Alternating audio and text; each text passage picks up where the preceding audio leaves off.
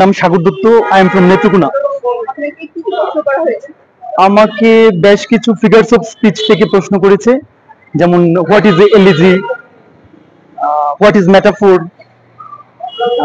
Some examples of metaphors. Poetry থেকে কিছু question করেছে, ডব্লিউএস ওয়ার্ডেন থেকে ডব্লিউএস ওয়ার্ডেনের কবিতা নিয়ে প্রশ্ন করেছে, এগুলোই। আসসালামু আলাইকুম, আমার নাম মোহাম্মদ আল আমিন। আমি চাঁদপুর জেলার কচুয়া উপজেলা থেকে এসেছি। আমাকে প্রশ্ন করা হয়েছে গ্রামার থেকে, কয়েকটা বাক্যের প্যাসিভ জিজ্ঞাসা করা হয়েছে, ফিগারেটিভ স্পিচ থেকে অ্যালেগরি কি জিজ্ঞাসা করা হয়েছে, এবং ট্রান্সলেশন জিজ্ঞাসা করা হয়েছে সে কোন ক্লাসে পড়ে। এই কয়েকটা আনসার প্রশ্ন আমাকে জিজ্ঞাসা করা হয়েছে। আমার নাম ইসরাইল হোসেন, আমি যশোর জেলা থেকে এসেছি। আজকে আমাদের 18তম শিক্ষক নিবন্ধনী ইংরেজি প্রভাষকের ভাইভা ছিল।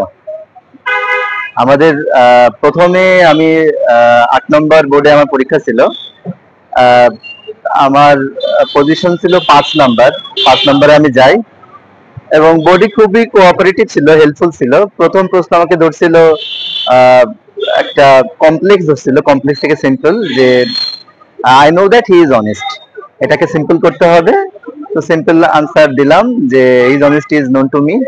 তারপরে আমাকে জিজ্ঞাসা করলো অ্যাক্টিভ প্যাসিভ ভয়েস।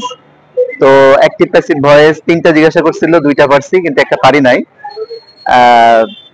এই মুহূর্তে খেয়াল আসছে না আসলে কি ধরছিল।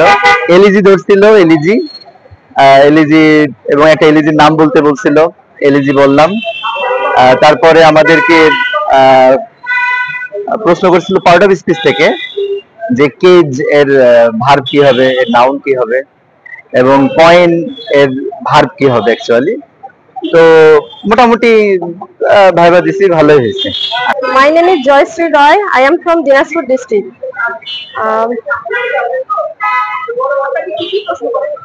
They first asked me about what is lyric. Then they asked me to give an example of transitive verb. Then they told me to give an example of lyric poem. Then they give me a indirect speech.